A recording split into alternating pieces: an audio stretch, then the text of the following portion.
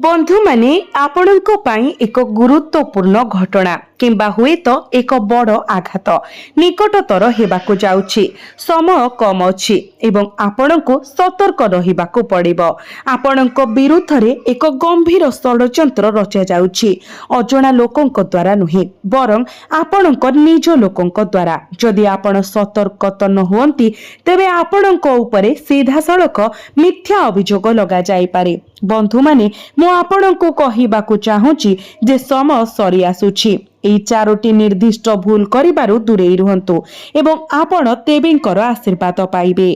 आपण अनुभव करिथिबे जे आपणको जीवन अनेक उपर एवं तळ होईछि, जेउठारे कठिन परिश्रम सत्वे सफलता अपहंच रहिगला। तथापि एक हठात सुजोग आसुछि जहा आपण केबे कल्पना मध्य करि नथिले। मु सब किछि विस्तारित भाबरे बुझाइबी, तेणु भिडियोटी को शेष पर्यंत देखंतु। जहा घटिबाकु स्थिर होईछि ताहा घटिबो एवं एहा आपणको अपार आनंद आनी देबो। वैदिक ज्योतिष अनुसारे जेतेबेले गुरु शुक्र एवं चंद्र अनुकूल भावरे समान हुंती सेतेबेले व्यक्तिंक जीवन रे नूतन सुजोग खोली थाए। तथापि जदि शनि किंबा राहु चैलेंजिंग स्थिति रे थांती तेबे निष्पत्ति नेबा समय अतिरिक्त सतर्कता आवश्यक।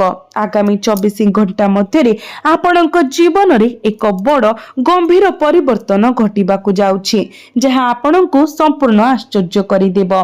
बंधु माने आज आमे आपणक जीवन रे सकारात्मक परिवर्तनर समय को सूचित करुथबा संकेत गुड़िक विषय आलोचना करिबो। एहा एक निर्णायक भविष्यवाणी सूचना जहा जानिबा एवं प्रयोग करिबा आपणक पई अत्यंत गुरुत्वपूर्ण, कारण गोटिए भूल आपणको महंगा पड़ी पारे। आगामी समय आपणक पई बहुत प्रतिश्रुतिपूर्ण देखा जाउछि। आपण अत्यंत खुशी हेबे। एही प्रथम संकेत उपरे ध्यान दियंतु।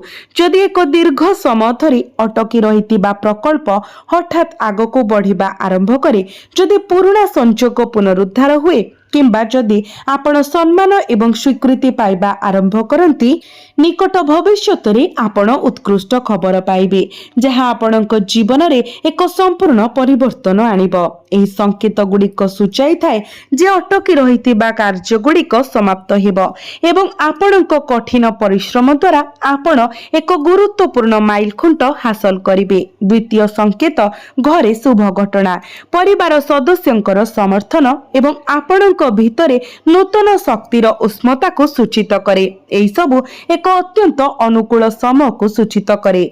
जदि आपण केबे अनुभव करंती जे आपणक जीवन रे भल समय आसुछि एवं मु आपणको निश्चित करूछि जे एहा हेउछि, तेबे आपणको केवल विश्वास बजाय रखिबाको पड़िबो। आपणकर काम एवं ईश्वरीयता उपरे ध्यान दियंतु। मने रखंतु, कार्य हेउछि पूजा, कर्म हेउछन्ति ईश्वर।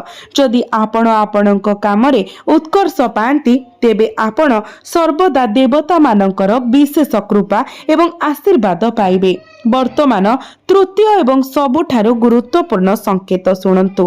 अक्लांत कठिन परिश्रमर एक समय परे आपण आपणक चारि पाखरे थिबा समर्थनक ठारु समर्थन पाइबा आरंभ करिबे, जहा आपणको आपणक लक्ष्य उपरे संपूर्ण ध्यान देबाकू अनुमति देबो।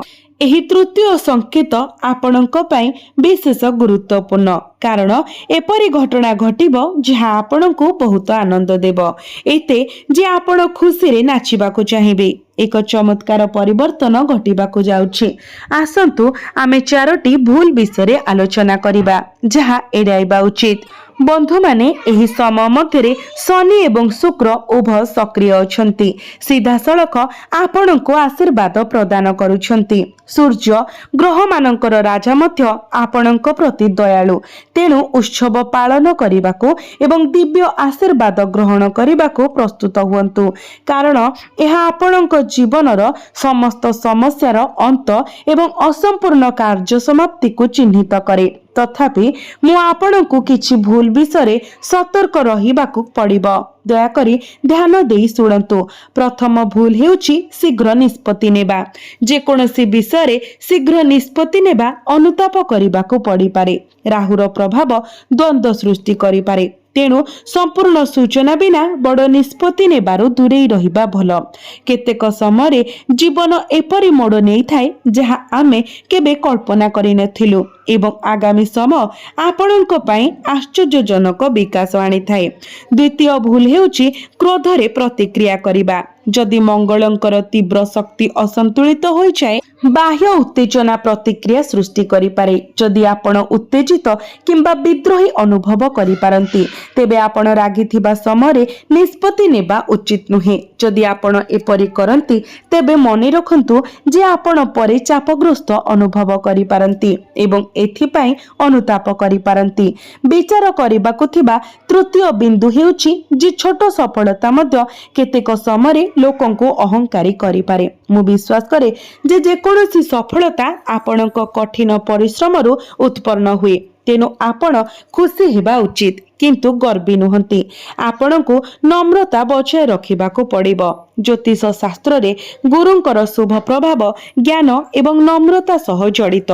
बंधु माने आगामी 24 घंटा मध्य एक बड़ परिवर्तन हेबाको जाउछि। चतुर्थ विपद हेउछि आलस्य एवं सुजोग गुड़ी को विलंब करिबार प्रवृत्ति जहाँ आपण को फासरे पकाई पारे। शनि को कार्यर ग्रह बोली विवेचना करा जाए, कर्मकारक ग्रह बोली कहा जाए। केवल समुचित प्रयास फलप्रद फलाफलर संभावना को वृद्धि करे। आपण एक बड़ शुभ खबर पाइबाकु जाउछंती जहाँ आपणकर जीवन को संपूर्ण रूप देव। अल्प समय मध्य गुरुत्वपूर्ण परिवर्तन आसिबो एवं धीरे धीरे आपणक जीवन जड़े राजांक परि समृद्ध होइजिबो। आपण पूर्वरु जो कार्य गुड़ी को समाप्त करि पारि नथिले ताहा एबे सफलतार सह समाप्त हेबो। आपणक पाखरे महान देवादेवींकर आशीर्वाद एवं भगवान शनि, बजरंगबाली, महालक्ष्मी एवं सूर्यदेवंकर विशेष कृपा अछि। तेणु भय करिबार कोनोसी आवश्यकता नाही, कारण जहा घटिबा पाई अछि ताहा घटिबो। किंतु एहा आपणक पाई एक अत्यंत सकारात्मक घटना पालटिबो। मने रखंतु कठिन परिश्रम, समर्पण एवं आचरण आपणक जीवनर प्रकृत शक्ति। एगुड़िक माध्यम आपण ईश्वरंकर आशीर्वाद पांती। बंधु माने आपणकर चारि पाखरे एपरि परिवर्तन होई पारे जहा प्रथमे गुरुत्वहीन मने हुए किंतु शेषरे आपणक जीवन को एक प्रमुख नूतन दिगरे नहीं पारे। काम, आर्थिक, पारिवार किंबा यात्रा सहित जड़ित। मने रखंतु एहार प्रभाव गभीर होई पारे। तेणु आपणक चारि पाखरे घटुथिबा छोट छोट घटना गुड़िक प्रति ध्यान दियंतु।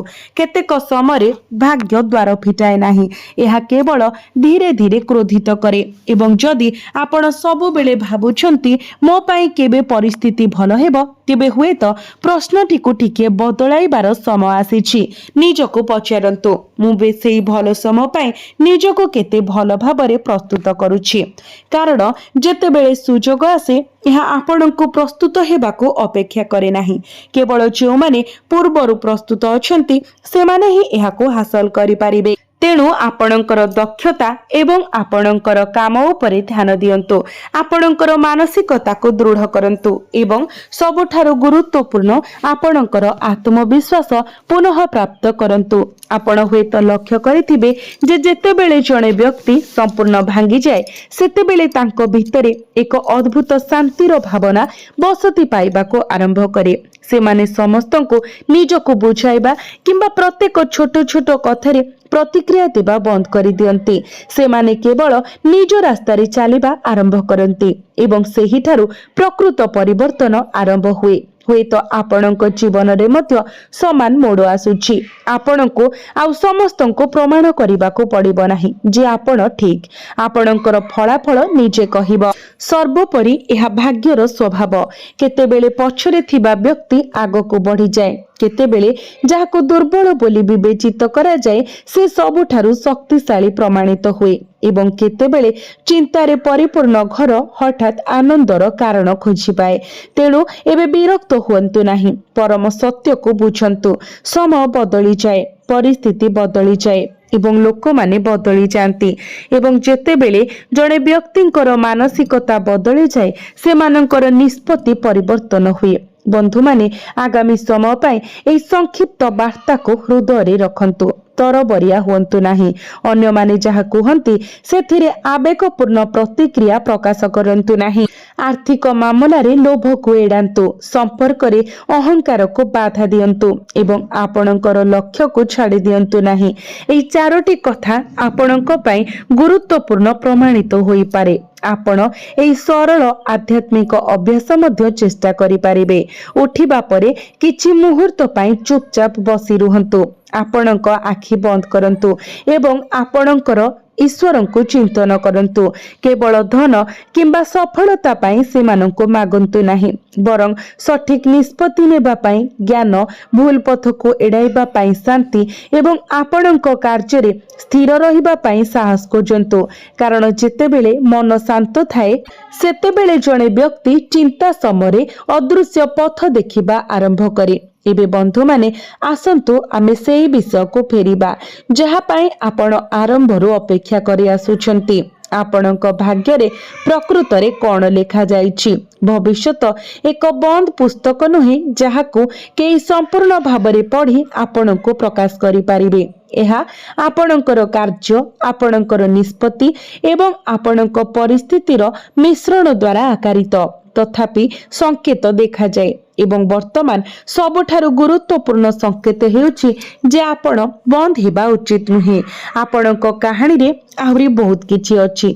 आपण जो अध्याय समाप्त करिसंती बोली भाबिथिले ताहा प्रकृत रे एक नूतन अध्यायर आरंभ बिंदु होई पारे। एक अध्याय जेउठारे एक पुराणा बोझ हटि जाए, एक चिंता कमी जाए, एक अटकी रहितिबा कार्य गति पाए किंबा आपणक आर्थिक परिस्थिति को स्थिर करिबा पाई एक सुजोग आसे। संपर्क स्पष्टता पाई पारे एवं सर्वोपरि आपण पूर्व अपेक्षा निज भितरे अधिक शक्तिशाली अनुभव करिबे।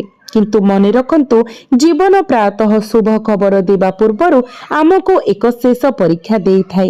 तेणु जदि एबे एक छोट समस्या उपजे तेबे तुरंत भाबी नियंतु नाही जे सब किछि पुणी भूल होई जाईछि।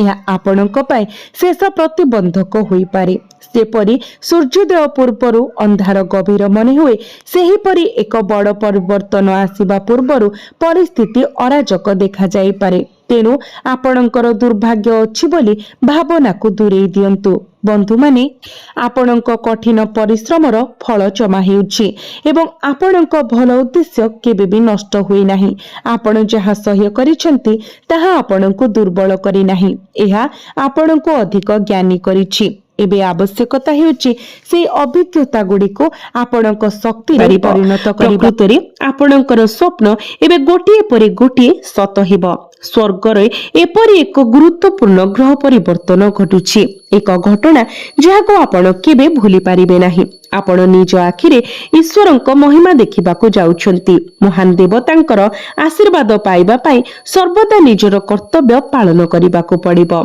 एवं आपण चारोटी प्रमुख शुभ खबर पाइबाको जाउछंती। यह आपणक पाई एक गुरुत्वपूर्ण अवसर। एबे म आपणको शेष खबर विषय कहिबाको जाउछि। बंधु माने चतुर्थ प्रमुख शुभ खबर रे एक गुरुत्वपूर्ण क्रय किंबा निवेश करिबार संभावना रहिछि। अनेक लोक निज पसंदर यान किनिबा पाई दीर्घकालीन इच्छा रखंती, ताहा बाइक किंबा कार। कारण सेमाने कल्पना करंती निज यान रे आपणकर पितामाता एवं परिवार को बाहर को नै जिबार स्वप्न देखिथांती। समस्ते एपरि स्वप्न देखंती एवं आपण खूब शीघ्र एई क्षेत्र रे एक अनुकूल सुजोग पाइबे, जहा द्वारा आपण एक उत्तम यान किनि पारिबे। एही दिगरे योजना प्रस्तुत हेउछि।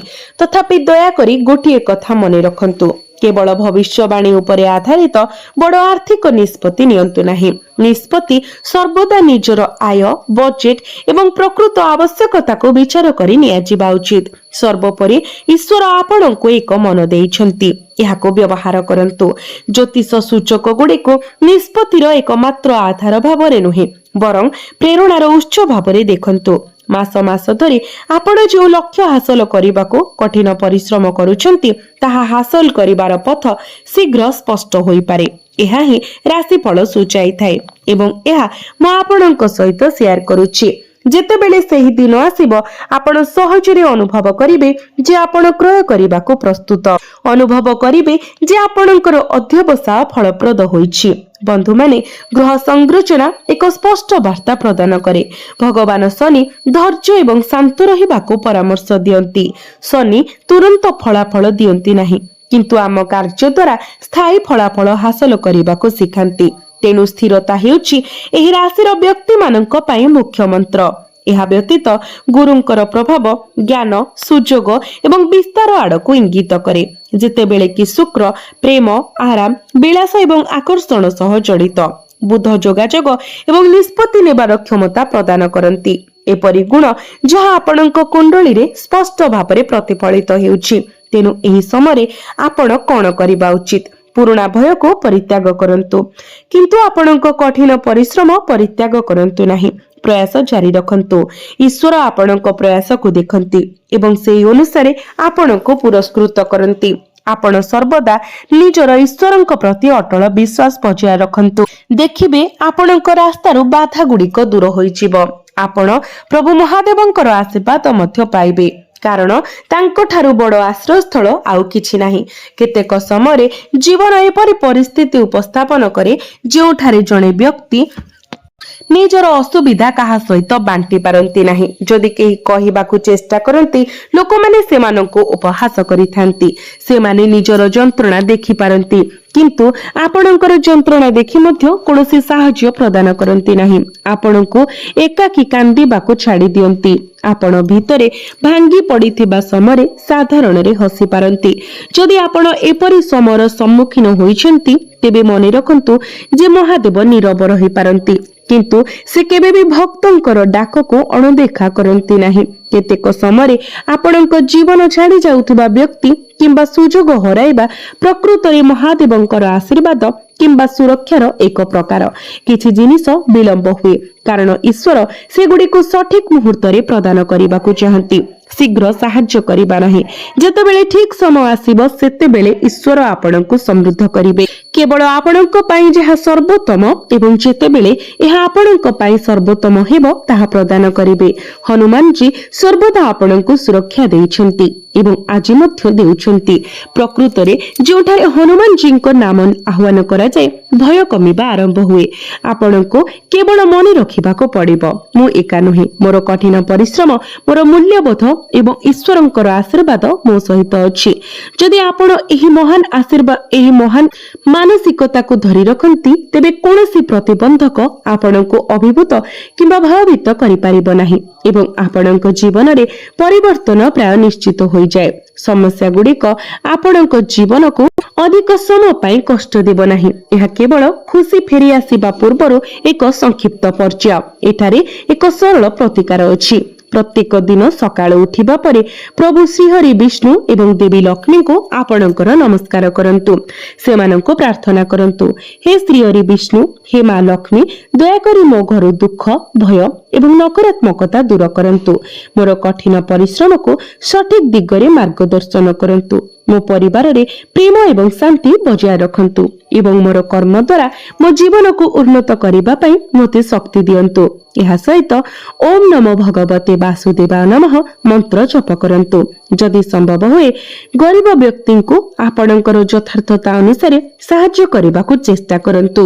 ଏହା ଏକ ମନ୍ତ୍ର ନ ହୋଇପାରେ, କିନ୍ତୁ ଏଗୁଡ଼ିକ ଭଲ କାର୍ଯ୍ୟ ଏବଂ ଏପରି କାର୍ଯ୍ୟ ଦ୍ୱାରା ଈଶ୍ୱର ପ୍ରସନ୍ନ ହୁଅନ୍ତି। ଅନ୍ୟ ଶବ୍ଦରେ, ଯଦି ଈଶ୍ୱର ଆପଣଙ୍କୁ ଏହି ଜଗତକୁ ଜଣେ ମନୁଷ୍ୟ ଭାବରେ ପଠାଇଛନ୍ତି, ତେବେ ଆପଣଙ୍କୁ ନିଜ ଭିତରେ ମାନବତାକୁ ଜୀବିତ ରଖିବାକୁ ପଡ଼ିବ। ତେବେ ହିଁ ଆପଣଙ୍କର ସମସ୍ତ ପ୍ରୟାସ ଶୁଭ ହେବ।